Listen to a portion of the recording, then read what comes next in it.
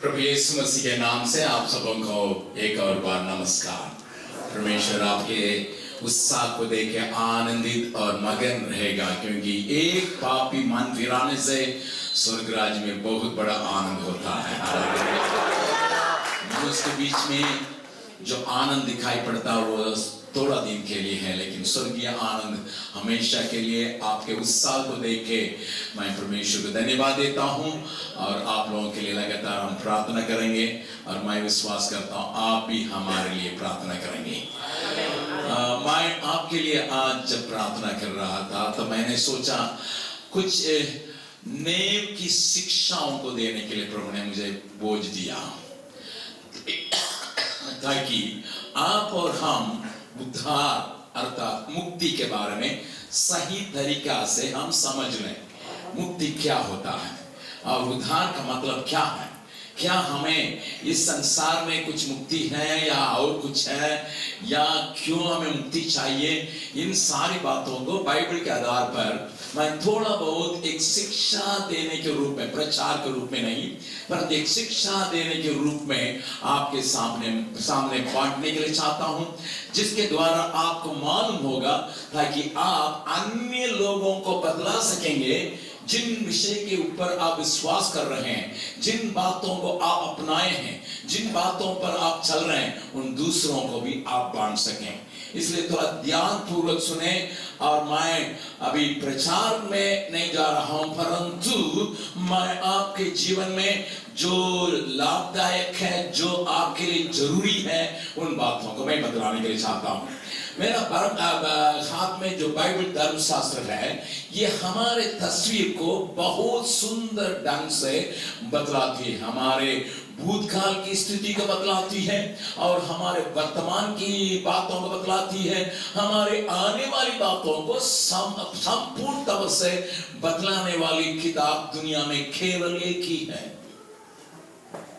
मैं आपको हिम्मत के साथ कह सकता हूं, दुनिया की कई किताबों को मुझे पढ़ने के लिए मौका मिला, परंतु एक ही किताब जो सारे संसार की बातों को आदि से लेकर अंत तक की बातों को बतलाने वाले हमारे हाथ में जो बाइबल धर्मशास्त्र है, ये किताब है। और इस किताब में इन बातों का अगर ऐसा लिखा है तो हमें मालूम होना चाहिए मेरे बारे में, आपके बारे में, अर्थात मनुष्य के बारे में बाइबल क्या बतलाती है करके जानने के द्वारा आप अपना जिंदगी को सही ढंग से बिता सकेंगे। इसलिए मैं कुछ बातों को आपके दिल और दिमाग में बैठाने के लिए चाहते हैं, जिसको आप जिंदगी भर में भूलेंगे नहीं।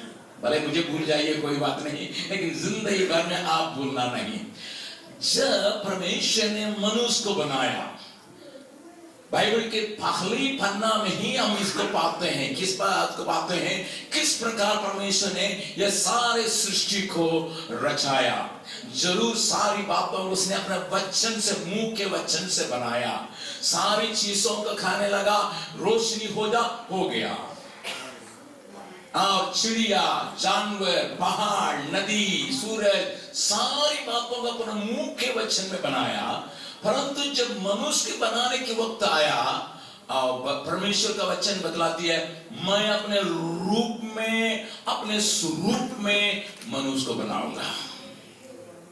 मैं कुछ बातों को जो आपके दिल और दिमाग में एक प्रकार का संदेह की बात रहेगी, उस बात को हटाने के लिए, मिटाने के लिए मैं परमेश्वर के वचन के आधार पर एक दो वचन को मैं आपको दिखाने के लिए चाहता हूं, क्योंकि मैं समझ रहा था, मैं प्रार्थना कर रहा था आप लोगों के लिए, मैं किस प्रकार का वचन मैं आपके सामने लाऊं। केवल उत्साह के लिए नहीं, केवल आपके विश्वास को बढ़ाने के लिए नहीं, परंतु नेम की बातों में आपको सही ढंग से लाने के लिए मैंने कोशिश किया। पढ़िएगा उत्पत्ति का पहला अध्याय में 26वां पद को हम पढ़ने जा रहे हैं। उत्पत्ति की किताब, उसका पहला अध्याय, उसका 26वां पद को हम पढ़ेंगे। परमेश्वर ने कहा, हम मनुष्य को अपने स्वरूप के, सुनिए, हम परमेश्वर ने कहा हम मनुष्य को अपने स्वरूप में के अनुसार अपनी समानता अपने में समानता में बनाए और वे समुद्र की मछलियों और आकाश के पक्षियों और घरेलू पशुओं और सारी पृथ्वी पर और सब रेंगने वाले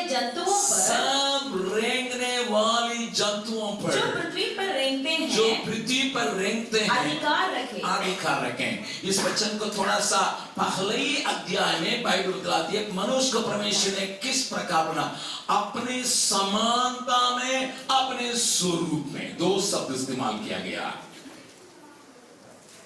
तो आपके दिमाग में प्रश्न उठता होगा, अगर परमेश्वर अपने समानता में मुझे बनाया, ये लंबे हैं, गोरे हैं, मैं नाटा हूं, कोई लोग मोटे हैं, कोई लोग चपटे नाक के हैं, किसी का नाक उठा है, तो मैं किसके समान बनाया? हेलो सुनिए, मनुष्य को मैं मनुष्य हूं, आप भी मनुष्य है। कोई काला है, कोई गोरा है, कोई पीला है, कोई लंबा है, कोई चौड़ा है, कोई मोटा है, कोई नाटा है, तो किसके समान बनाया? आज मेरे पास किसी ने एक बच्चे को, हिंदुस्तान में जो बच्चे हैं, बच्चा है जो स्कूल जाता है, उस बच्चे का तस्वीर को भेजा। वो बच्चा कैसा मालूम है? 2 पैर है यहां तक, फिर यहां एक लड़का है, यहां एक लड़का। ये लोग दोनों मिलकर काम कर रहे हैं, कैसा नहा रहे हैं, कैसा स्कूल जा रहे हैं, कैसा पढ़ रहे हैं, कैसा खाना खा रहे हैं, कैसा लिखते हैं, कैसे एक दूसरे का बाल बना रहे हैं। वो मेरे पास संदेश के बीच में देखते रह गया। तो वो लड़का से अगर पूछेगा, एक का नाम शिवनाथ, एक का नाम शिवराम, अगर उनसे पूछेगा परमेश्वर कैसा है, वो बोलेगा मेरे समान है। सुनिए, बाइबल बातों को साफ बतलाती है। अगर परमेश्वर का वचन में लिखा है, परमेश्वर ने मनुष्य को बनाने से अपने स्वरूप में, अपने समानता में किसके समान बनाया? नेपाली जैसा या हिंदुस्तानी जैसा या अमेरिका के जैसा? किसके जैसा है परमेश्वर? सुनिए, इस बात को मनुष्य नहीं समझने की वजह से पेटू आदमी ने सोचा ईश्वर मेरे समान, इसलिए गणेश को बनाया। वो पेटू है। काला आदमी ने सोचा कृष्णा है, क्योंकि कृष्णा काला है। तो इसी प्रकार मनुष्य अपने अपने सपनों के अनुसार, अपने अपने विचारों के अनुसार ईश्वर को बनाने के लिए शुरू कर दिया। लेकिन बाइबल बतलाने का तात्पर्य क्या है, इसको मैं आपको बतलाने के लिए चाहता हूं। हमारा बाइबल बतलाती है, पढ़िएगा, पहला थिस्सलुनीकियों उसका 5वां अध्याय 23वां पद में यूं लिखा है। पहला थिस्सलुनीकियों उसका 5वां अध्याय 23वां पद में यूं लिखा है, शांति का परमेश्वर, ध्यान से सुनिएगा, शांति का परमेश्वर आप ही तुम्हें पूरी रीति से पवित्र करें और तुम्हारी आत्मा, सुनिए, पूरी रीति से मतलब क्या क्या है मनुष्य में? तुम्हारे आत्मा और प्राण और देह हमारे प्रभु यीशु मसीह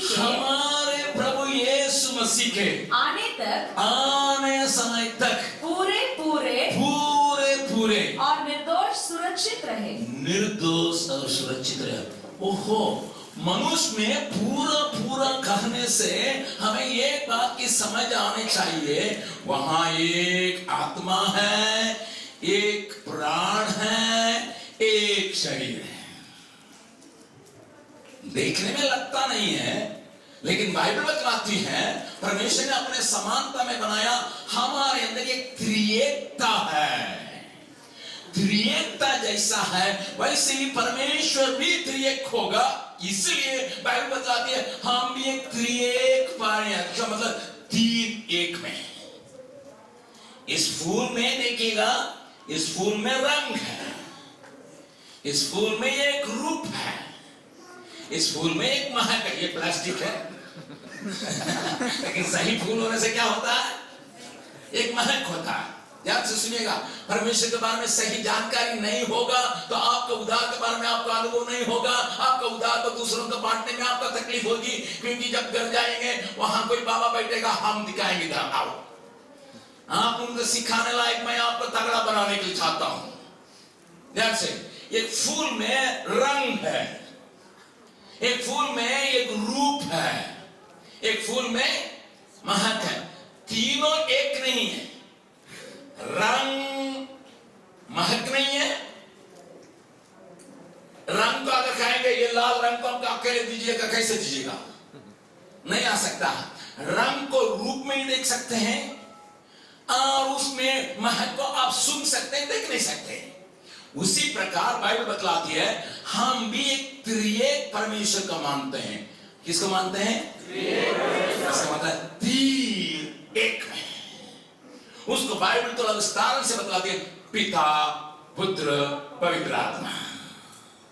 जरूर तुम तीनों का गुण अलग अलग है, लेकिन उसको आप अलग नहीं कर सकते, अलग नहीं कर सकते।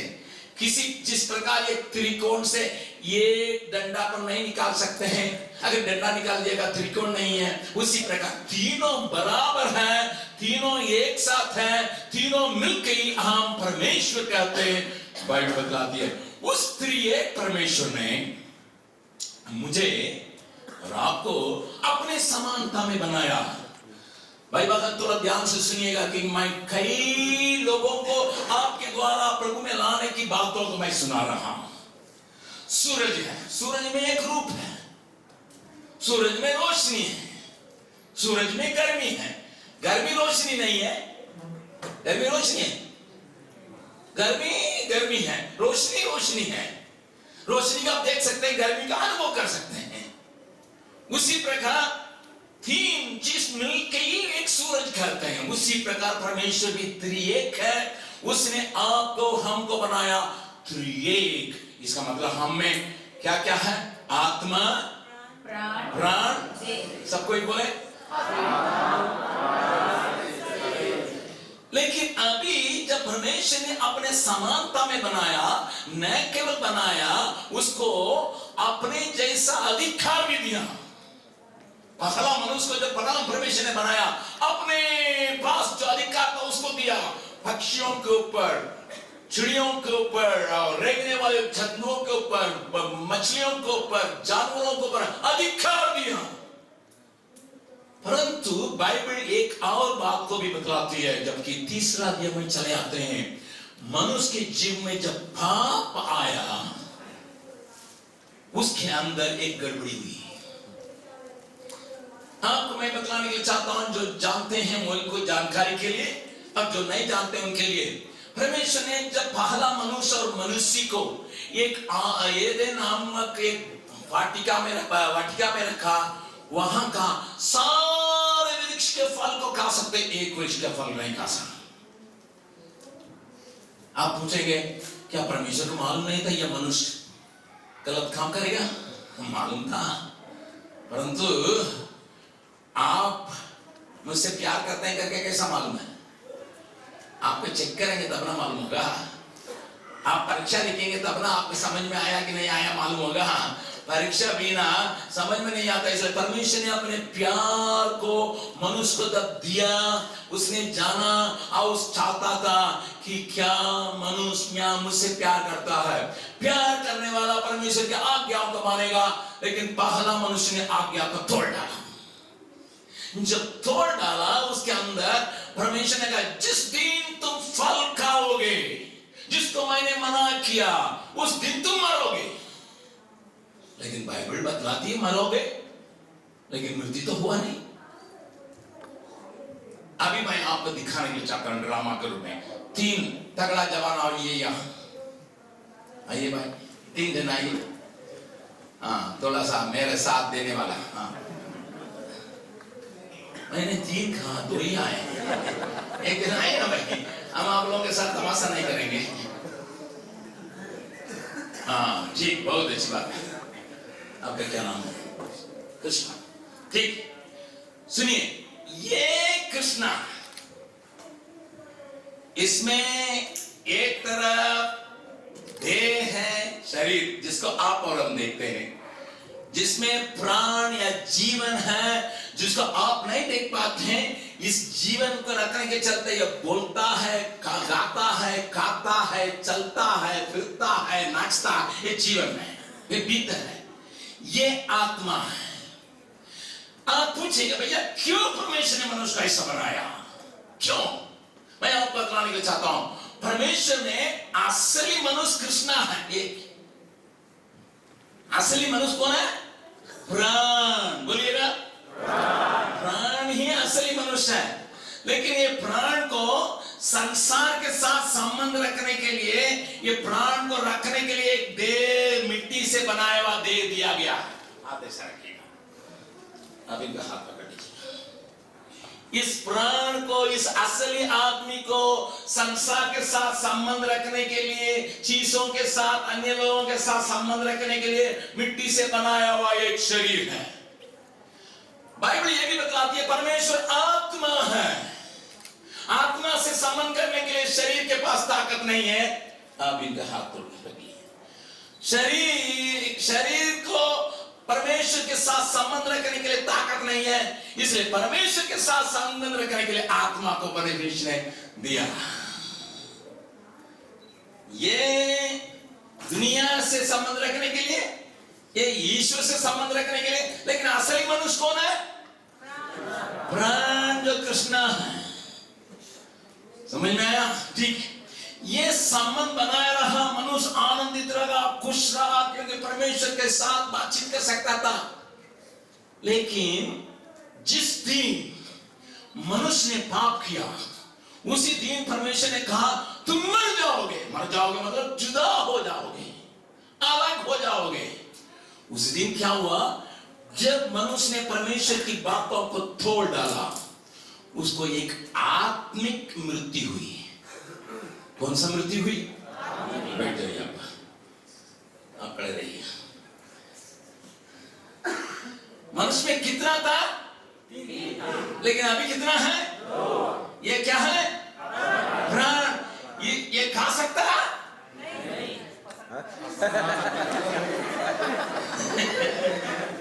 सुनिए सुनिए सुनिए सुनिए, इसलिए से अच्छी बात को मालूम ना। ये खा सकता है, गा सकता है, नाच सकता है, बोल सकता है, चल सकता है, काम कर सकता है, सब कुछ कर सकता है, लेकिन एक ही काम नहीं कर सकता। किसके साथ संबंध नहीं रख सकता? मृत्यु मतलब जुदाई। क्योंकि ये शरीर को तो इस्तेमाल कर सकता है ये, इसलिए ये दोनों ही, खास करके नेपाल के भाई लोगों को मालूम होना चाहिए। मैं एक बात को थोड़ा ध्यान से सुनिए, जानवर में आत्मा नहीं है, इसलिए वो आराधना में आता नहीं है। कौन जानवर मिलके स्तुति हो हालेलुया गाता है? कोई गाता है? नहीं। उसको खाने से मतलब है और चलने से मतलब है, सब कुछ कर सकता है, लेकिन ईश्वर को वो ढूंढ नहीं सकता है। हम लोग कल्पना में ये बना दिए, कामधेनु आके लिंग के लिए दूध पिलाया। ये सब कहीं आपने गाय को देखा किसी लिंग में जाके दूध को डालते हुए? हेलो, देखा नहीं ना? ना, ये मनुष्य का कल्पना, मनुष्य का कल्पना। कोई जानवर, कोई चिड़िया ईश्वर को ढूंढता नहीं है। उसका खाने से मतलब है, क्योंकि उसमें क्या नहीं है? आप में क्या है? लेकिन किस हालत में है? मरा हुआ हालत में है, मरा हुआ हालत में है। अभी मेरे पास मोबाइल फोन है, सब कुछ है, परंतु मैं अपनी पत्नी से बातचीत करने के लिए कुछ काम नहीं कर रहा, क्योंकि क्या नहीं है? सिग्नल नहीं है, कनेक्शन नहीं हुआ है। ऑन करेंगे तब ना होगा, तो मर गया है। कहां से? ये तो मर गया है, तो कैसा होगा भैया? दिन रात जबो जबो जबो जबो जबो होगा, कनेक्शन नहीं हुआ है, एक्टिवेशन ही नहीं हुआ है। ये कैसा करेगा भाई? लेकिन ये खा सकता है, पी सकता है, गा सकता है, काम कर सकता है, कमा सकता है, बच्चा पैदा कर सकता है, सब कुछ आएगा। इसलिए मन और शरीर अपना मनमानी चलता है। बाइबल बतलाती है, पढ़िएगा एफेसियों की पत्री उसका दूसरा अध्याय पहले पद से लेकर पढ़िएगा। एफेसियों की पत्री उसका दूसरा अध्याय पहले पद से लेकर पढ़िएगा। उसने तुम्हें भी जिलाया, यीशु मसीह ने तुम्हें भी जिलाया, जो अपने अपराधों और पापों के कारण मरे हुए थे। सुनिए सुनिए सुनिए, आपको जब प्रभु यीशु मसीह को अपने जीवन में ग्रहण करते हैं, अपने पापों को मानते हैं, अंगीकार करते हैं, बाइबल बतलाती है उसने तुम्हें भी जिलाया, जबकि तुम अपराधों के कारण, पाप के कारण मरे हुए थे। जब आप यीशु मसीह को ग्रहण किए, ये आदमी जिसके अंदर जान नहीं था, जान आ गया। ताली बजा के इसलिए बाइबल बतलाती है जिसके पास यीशु मसीह है वो जीवित आदमी है, जिसके पास ये तुम्हारा यीशु मसीह नहीं है वो मरा हुआ। चाहे प्राइम मिनिस्टर हो या शेख हो, सेठ हो, कितना बड़ा पैसा वाला भी हो, जिसके पास प्रभु यीशु मसीह नहीं है उसके पास जीवन नहीं है। जिसके पास यीशु मसीह है वो जीवित है, जीवित है। तो जीवन पाने से हाथ पकड़ लीजिए। अभी ये आदमी बहुत आनंदित है, ये आनंदित है, बाप रे बाप, ये मैं समझ। पहले जानवर कैसा था? पहले कैसा था? इसके बिना कैसा है? जानवर को भी दो है, इसको भी दो है। जानवर भी चलता है, ये भी चलता है। जानवर भी खाता है, ये भी खाता है। जानवर भी पैदा करता है, ये भी पैदा करता है। अब जानवर में इसमें कोई अंतर नहीं है, लेकिन हम मनुष्य होने की वजह से, परमेश्वर ने अपने बड़े दिल से मुझे बनाने की वजह से, मुझे अपने समानता में बनाने की वजह से, मैं एक त्रिएक प्राणी हूं। और इसमें जब जान नहीं था, यीशु मेरे जीवन में जान देने के लिए अपने जीवन को मेरे जीवन में डाला, ताकि मैं पूर्ण हो सकूं। परंतु यहां पर सवाल ये रह गया, ये पूरा आदमी को उद्धार चाहिए। उद्धार किसको चाहिए? वो मुक्ति ही मतलब पूरा आदमी को चाहिए ना। केवल इसको मुक्ति मिल जाएगा तो ठीक नहीं है। केवल असली आदमी कौन है? प्राण। इसलिए बाइबल बतलाती है, अगर मनुष्य सारे संसार को प्राप्त कर ले, अपने आप प्राण को खो दे, उसके लिए क्या लाभ होगा? सारे संसार को प्राप्त कर ले, परंतु अपना प्राण को खो दे। तो इसलिए बहुमूल्य व्यक्ति ये है। अभी रह गया सवाल, जब तक हम मरेंगे नहीं शारीरिक तौर से, ये साथ रहेगा। कब ये साथ छूटेगा? जिस दिन बैठ जाइए आप, जिस दिन आदमी मर जाता है, ये खत्म, इसको मिट्टी से आया मिट्टी में चला जाएगा। अभी रह गया प्राण और आत्मा। इसको किसने दिया? परमेश्वर ने दिया, इसलिए परमेश्वर के पास ही चला जाएगा। आत्मा परमेश्वर के पास चला गया। अभी रह गया कौन? अब चले जाइए गाड़ी, आपका भी समय है। इसका मतलब मरने के समय शरीर मिट्टी में चला जाएगा, आत्मा परमेश्वर के पास चला जाएगा। कई वचनों को मैं बोलने के लिए समय नहीं, क्योंकि समय जल्दी जल्दी भाग रहा है। ये आत्मा परमेश्वर का दिया हुआ परमेश्वर के पास लौट जाएगा, क्योंकि परमेश्वर ने दिया हमको हमारे साथ संबंध रखने के लिए, इसलिए परमेश्वर के पास चला जाएगा। लेकिन अभी रह गया ये, इसका मतलब हमें संपूर्ण मुक्ति के लिए इस व्यक्ति सुरक्षित रहना है, पवित्र रहना है। तबे पवित्र, क्योंकि बाइबल बतलाती है बिना पवित्रता कोई भी परमेश्वर को नहीं दिखेगा। कोई भी परमेश्वर को बिना पवित्रता कोई भी परमेश्वर को नहीं दिखेगा करके बाइबल बतलाती है। लेकिन अभी इस प्राण को पवित्र रखने के लिए ही हमारे लिए संघर्ष है। उठिएगा, मान लीजिए ये आदमी आप है, इनका हाथ पकड़ लीजिएगा। ये कहां से आया है? मिट्टी से। कहां खींचेगा तब? मिट्टी। अब इनको इधर खींचिए, बस उधर चले जाइए, उधर कीबोर्ड में। हाँ, इधर पकड़ खींचिए, इनको खींचिए, खींचिए। ये कहां खींचेगा? मिट्टी के वो, दुनिया की बातों के वो, दुनिया के मौज के वो, दुनिया के गीतों के वो, दुनिया के सिनेमा के वो, दुनिया के नाच के वो। ये क्योंकि मिट्टी का है। ये कहां का है? परमेश्वर। ये कहां खींचेगा? आप खींचिए, दोनों आदमी खींचे, खींचिए। कौन? ये आदमी का हालत कभी खराब है। इस प्रकार का मीटिंग में आने से यहाँ हालेलुया इधर खींचा जा रहा है, उधर चला जाने से अमिताभ बच्चन चले आ रहा है। तो ये आदमी हालत खराब है, ये आदमी इधर उधर डगमगा रहा है, ये आदमी इधर जा रहा उधर जा रहा है और कह रहा अरे बाप रे बाप, जीना मुश्किल हो रहा। हेलो, कुछ लोग कह रहे हैं ये तो मेरी कहानी है। आपकी कहानी तो है, ये तो आपकी कहानी है भैया। इधर खींचा जा रहे हैं, उधर खींचा जा रहे हैं, तो ये आदमी चिल्ला रहा है अरे भैया रोज कन्वेंशन होता कितना अच्छा होता। रोज तो कन्वेंशन नहीं होगा, तो क्या करना? ये प्राण चिल्ला रहा, प्रभु मुझे मदद करना, मेरा शरीर ही मेरा दुश्मन है। लेकिन ये शरीर केवल दुश्मन नहीं है। 2 जन और आइएगा, अभी ड्रामा के लिए बहुत लोग तैयार हो गया, तो पहले कर रहे थे। इधर आइए। ये मांस या शरीर की अभिलाषा जो हमारे साथ मरने समय तक रहेगा। एक शत्रु हो गया, एक दुश्मन हो गया।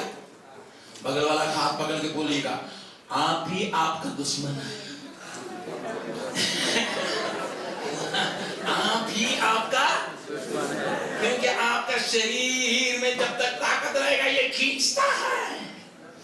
आपकी अभिलाषाएं, शरीर की अभिलाषाएं, जीवन की अभिलाषाएं आपके खींचता है।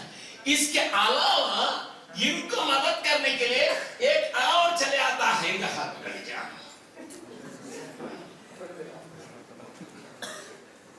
ये दुनिया है। दुनिया भी कहेगा अरे दम अरे ये दुनिया, ये शरीर के साथ थोड़ा सा दम मारो, ये मारो रे, अरे जिंदा रहना है, मजाक लेना है, मौज करना है, ये दुनिया। इसके साथ और आइएगा। आपका क्या नाम है? और गलत नहीं मानिए, ये शैतान है।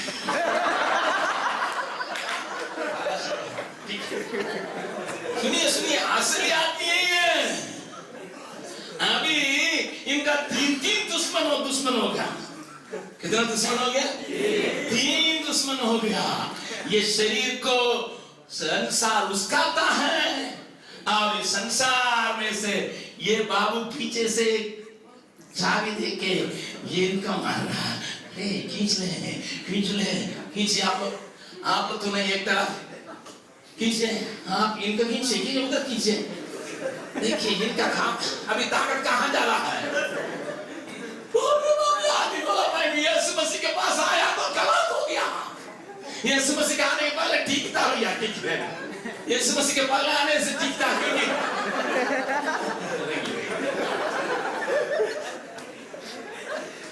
आदमी चिल्ला रहा है प्रभु मेरा जान को मांस की अभिलाषा, रात में दिन में, नहाने समय, खाने के समय, जाने के समय, रास्ता में मेरी आंखों में गलत बातों को डाल देता है, मेरा विचार में डाल देता है, मेरे मन में डाल देता है। इसलिए मैं थका हूं। और ये कह रहा, ये दुनिया जो मेरा दुश्मन है, ये मुझे आकर्षित करने के लिए हमेशा कहता है। कपड़ा दुकान में जाइएगा, कपड़ा वाला टांग के रखता है, आओ आओ आओ। और वहां खिलौना बना के रखा है, खिलौना बना के रखा, उसको ढक के रखो, उसको खोल के रखा है। बाबे खिलौना दे के ही मैं खराब, दुनिया खराब करता है। और शैतान भी पूरी विचारों को डालता है। आदमी का जीवन बहुत बर्बाद है, बहुत गंदा है। ये सोचता है पवित्रता बिना परमेश्वर को देख नहीं सकते हैं, लेकिन ये तीनों आदमी हमको एकदम परेशान कर रहा, भैया परेशान कर रहा, क्या करेंगे, चिल्ला रहा।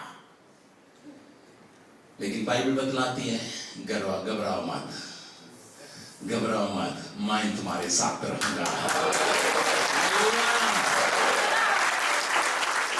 जिन लोगों के ऊपर विजय पाने के लिए परमेश्वर ने हमें 3 चीजों को दिया है। क्या दिया है? 3 चीजों को दिया है। एक है शरीर की अभिलाषाओं को मारने के लिए, बाइबल बतलाती है, पढ़िएगा गलतियों की पत्री उसका 5वां अध्याय 24वां पद।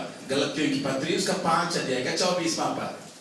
और जो मसीह यीशु के हैं, जो कोई मसीह यीशु के हैं, उन्होंने शरीर को उसकी लालसाओं और अभिलाषाओं समेत क्रूस पर चढ़ा दिया है। किस पर चढ़ा दिया? किस पर चढ़ा दिया?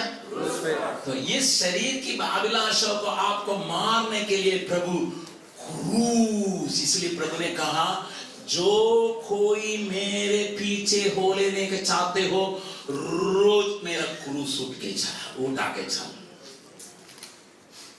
मेरा क्रूस उठा के चल, तब तुम शरीर की अभिलाषाओं के ऊपर विजय पाओगे।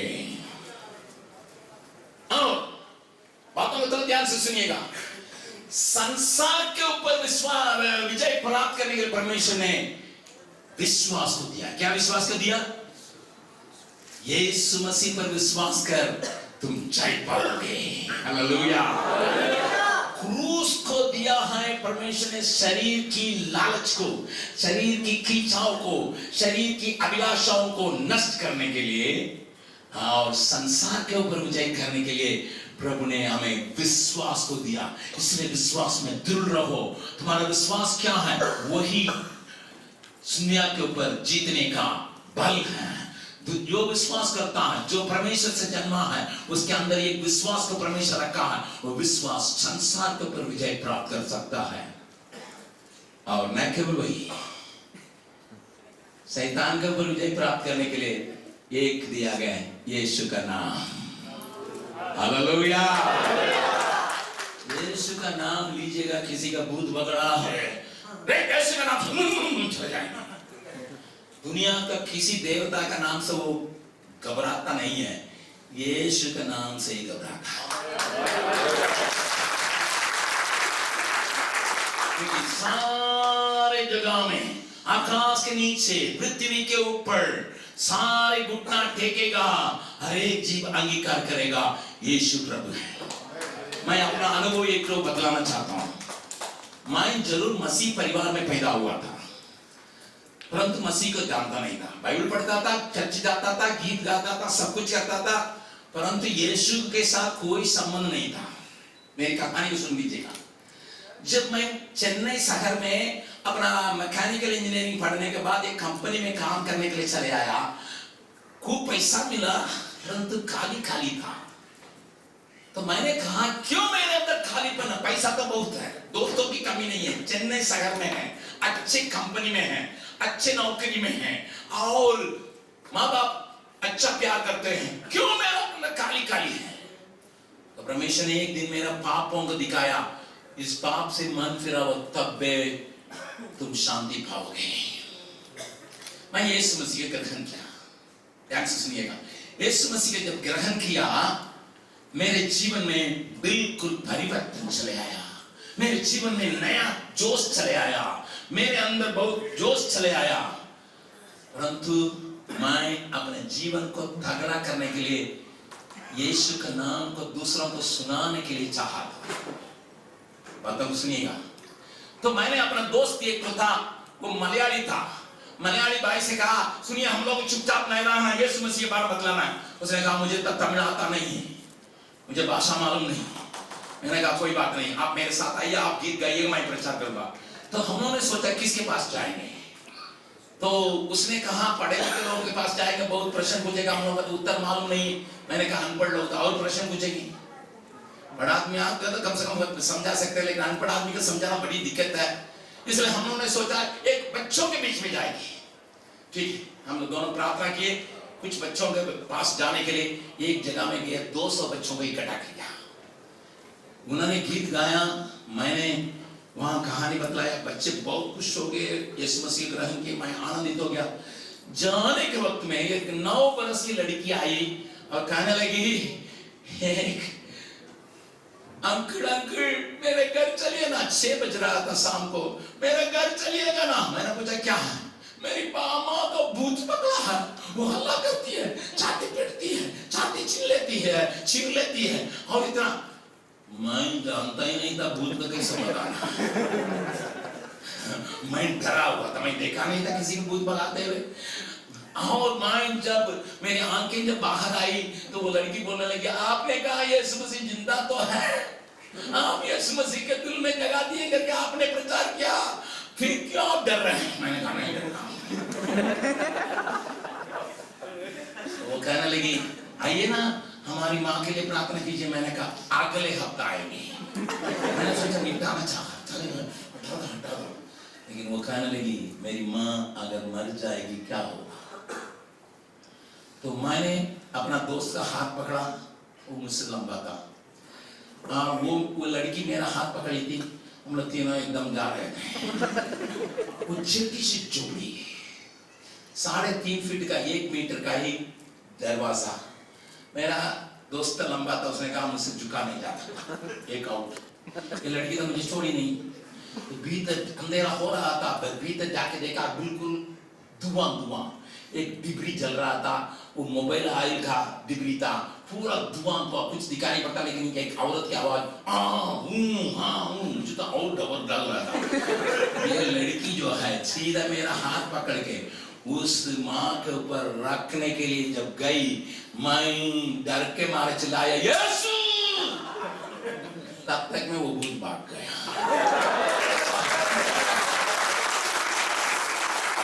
उसी दिन मुझे मालूम था यीशु मसीह का नाम से भूत भागता है।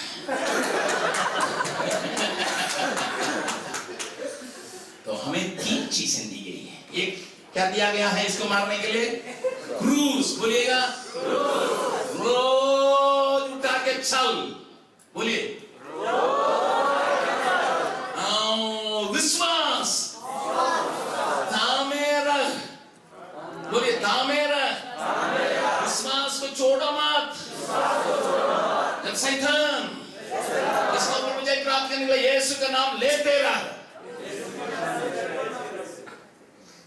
जब ये तीनों चीजों को जय पाने के लिए प्रभु ने दिया, मैं इस्तेमाल किया, तो भी यीशु मसीह के नाम लेने से ये चले जाता था, फिर आ जाता था। क्रूस रोज नहीं उठाएंगे तो ये जिंदा हो जाता था, विश्वास कमजोर होने से ये तगड़ा हो जाता था। तो मैं परेशान था। इसका मतलब ये आदमी, असली आदमी परेशान था। क्या करना भाई, क्या करना है? जब चर्च जाते हैं, लोगों के साथ वचन सुनते हैं, अच्छी बातों को सुनते हैं, अच्छे लोगों के साथ, पादरी लोगों के साथ, रवि भैया के साथ, प्रकाश भैया के साथ संगत रहता है, अच्छा लगता है। लेकिन जब कमरा में चले जाते हैं, वहां दम मारे दम चलता है। परेशान था। तो मैंने, ये आदमी ने प्रभु सहायता कर, तो इस पवित्र आत्मा के साथ मदद करने के लिए, इस आत्मा, आपके आत्मा के साथ मदद करने के लिए परमेश्वर ने, रवि भैया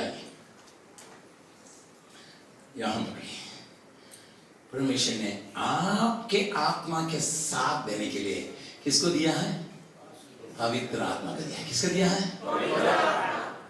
ध्यान से सुनिएगा, पवित्र आत्मा को देता है, पवित्र आत्मा को देता है। जब पवित्र आत्मा इन आत्माओं के साथ इस आदमी जो कृष्णा, जो असली आदमी का मदद करता है, अभी दोनों आप यहाँ इनके खींचे, आप तीनों यहाँ खींचे, कौन दे पाएगा? हालेलुया।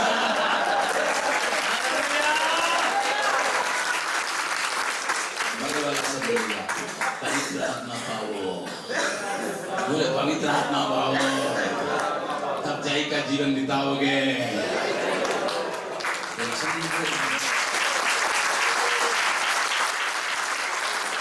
सुंदर गीत हम लोग इस गीत को गाते हैं। पवित्र आत्मा तू आ,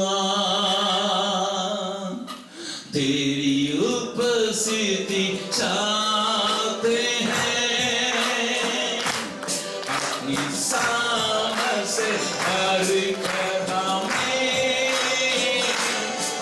तुम मुझ में राज कर।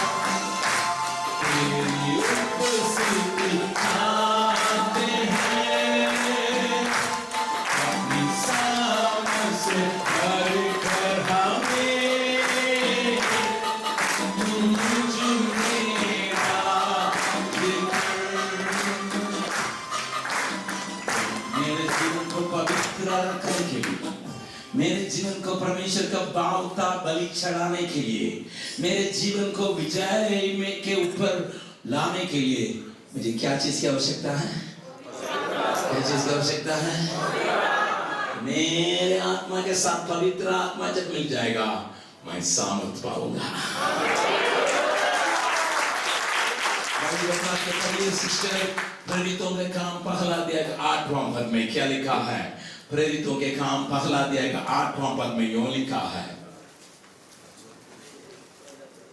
परंतु जब पवित्र आत्मा तुम पर आएगा, जब पवित्र आत्मा तुम पर, चीजों के ऊपर नहीं आएगा, किसके ऊपर आएगा? तुम पर आएगा। खुशी के ऊपर पवित्र आत्मा आया, माइक के ऊपर आया, कोई कहेगा झूठ बोलता है। पवित्र आत्मा किसके ऊपर आएगा? तुम पर जब आएगा तब तुम सामर्थ्य पाओगे, सामर्थ पाओगे, और यरूशलेम और सारे यहूदिया और समारिया में और पृथ्वी के छोर तक कटार में हो, नेपाल में हो, हिंदुस्तान में हो, श्रीलंका में हो, या अमेरिका में हो, या कोरिया में हो, चीन में हो, सारे जगह में मेरे गवाही बनोगे।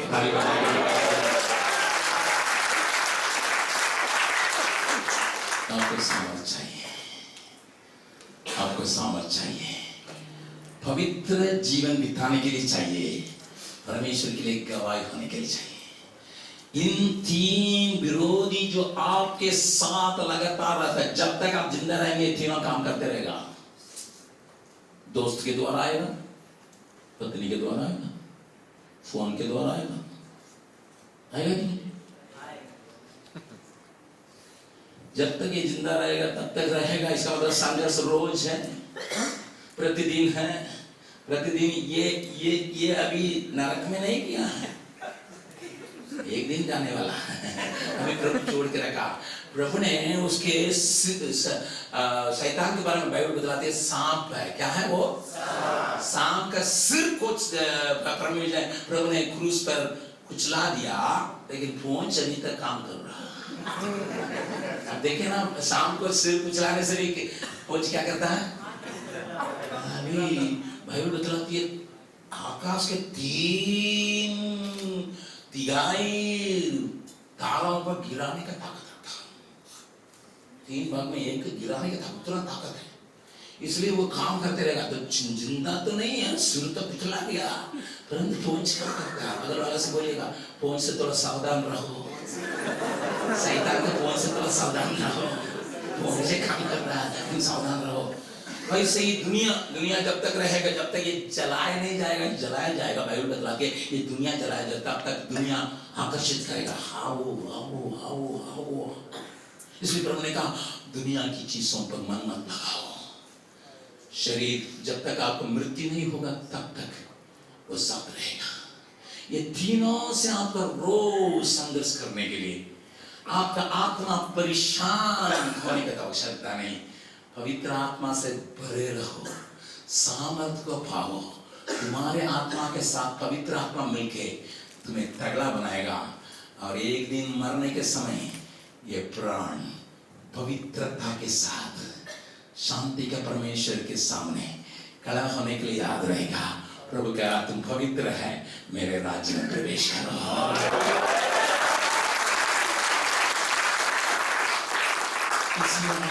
प्रकाश देने के लिए प्रभु ने मुझसे कहा। उस 3 लाइन को फिर मैं आपको बतलाऊंगा, मैं सिखाऊंगा, गा के इस आराधना का अंत करेंगे। इतना आज आपको समझ में आया? कितने लोगों को समझ में आया? मेरे पीछे पूछे, बोलिए पवित्र आत्मा तू आ,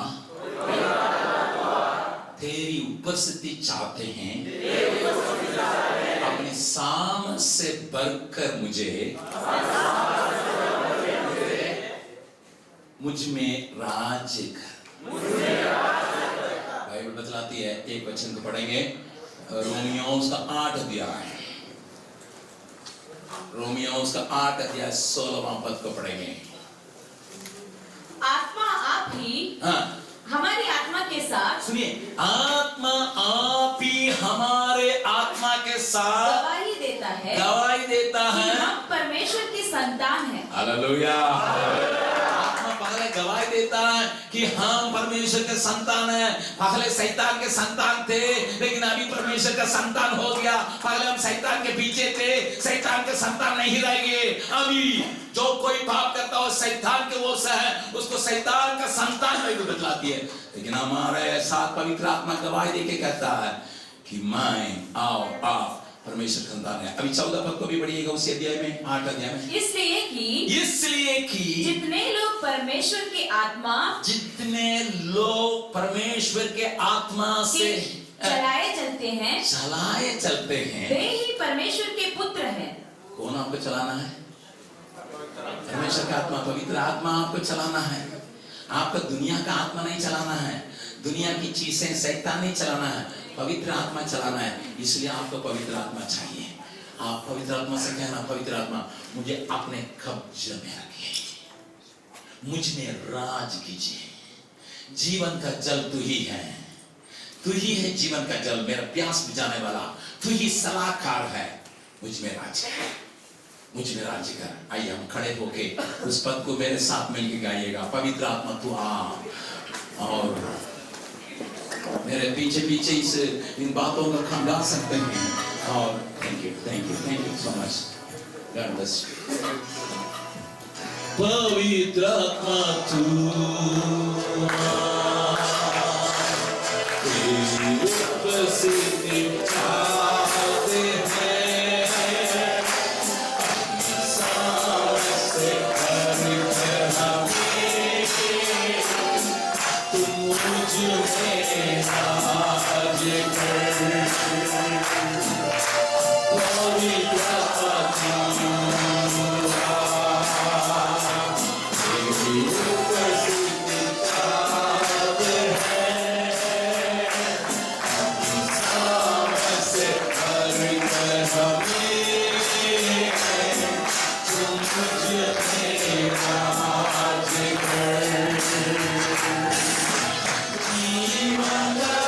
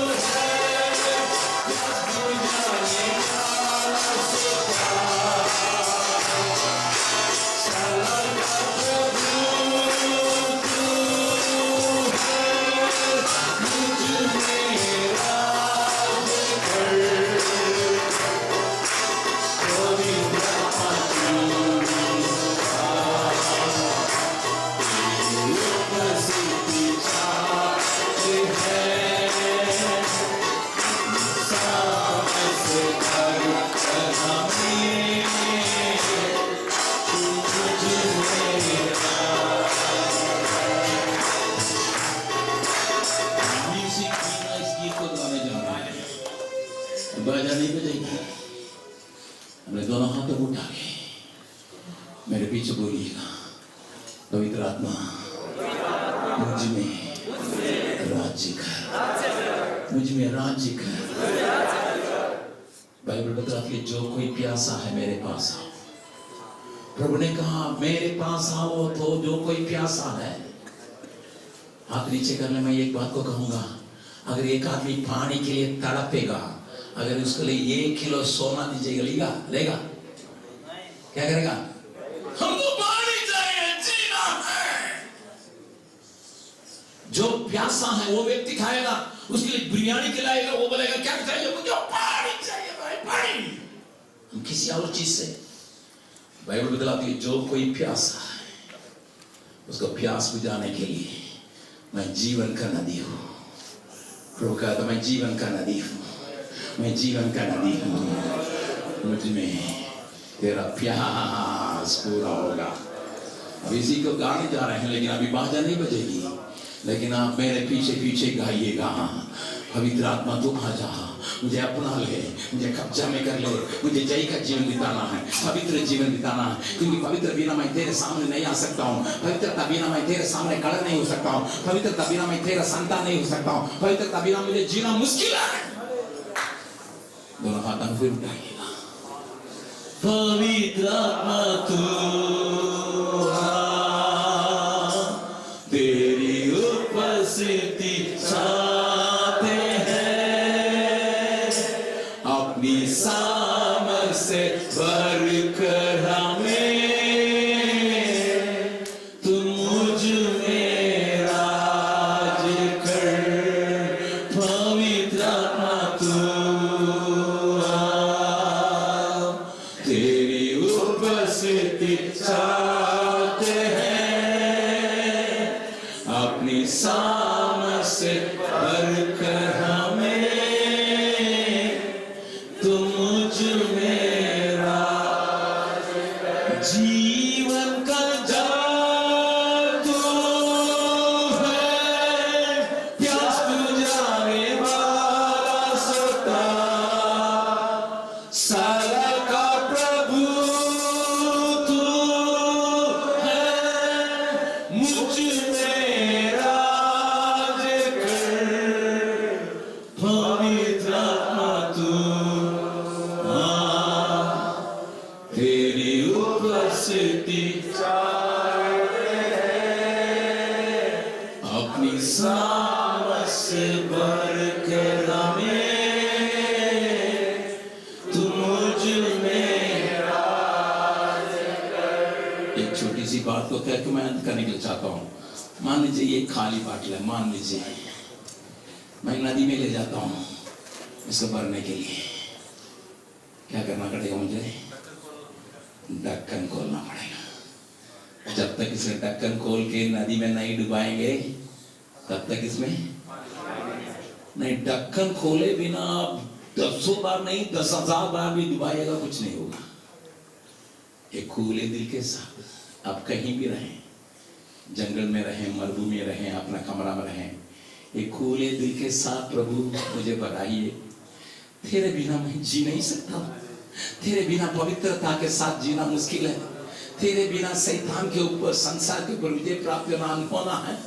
मेरे आत्मा प्राण पवित्र रहने के लिए, प्रभु शरीर भी पवित्र रहने के लिए तेरी सहायता के चाहिए करके अगर आप प्यासे दिल के साथ आप मांगेंगे, प्रभु ने कहा बुरे हो के तुम अच्छी वस्तुओं को देने के लिए जानते हो, तुम्हारा स्वर्गीय पिता अपने मांगने वाला को पवित्र आत्मा क्यों नहीं देगा?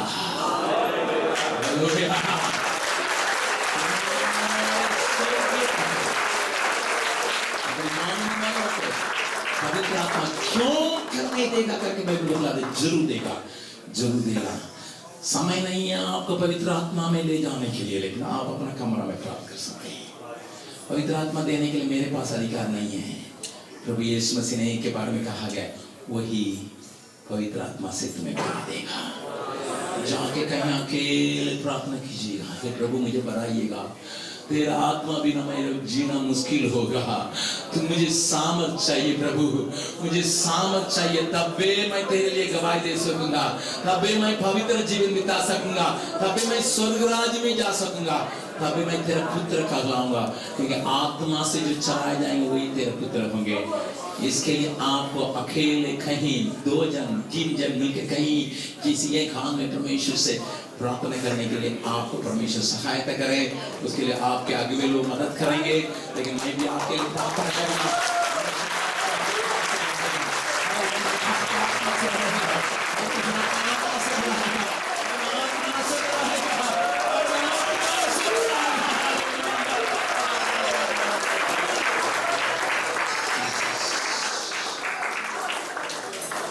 यही मसीह जीवन में आगे बढ़ने के लिए, मसीह जीवन में गवाही देने के लिए एक खुद की बात है। परमेश्वर आपको सहायता करने पाए, आप जितना जल्दी प्राप्त करके परमेश्वर के निकट में रह के परमेश्वर के अच्छा गवाही देना चाहते हैं, उतने ही अच्छा होगा, भला होगा आपके लिए। मेरे जीवन में उसने किया, हमारे जीवन में उसने किया, आपसे भी करेगा, आपके लिए भी करेगा, आपके लिए भी करेगा।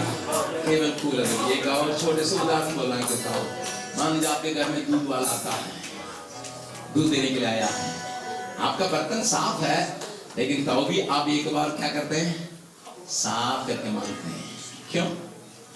अगर थोड़ा सा गंदा ही रह जाएगा, दूध क्या हो जाएगा, फट जाएगा, दूध फट जाएगा।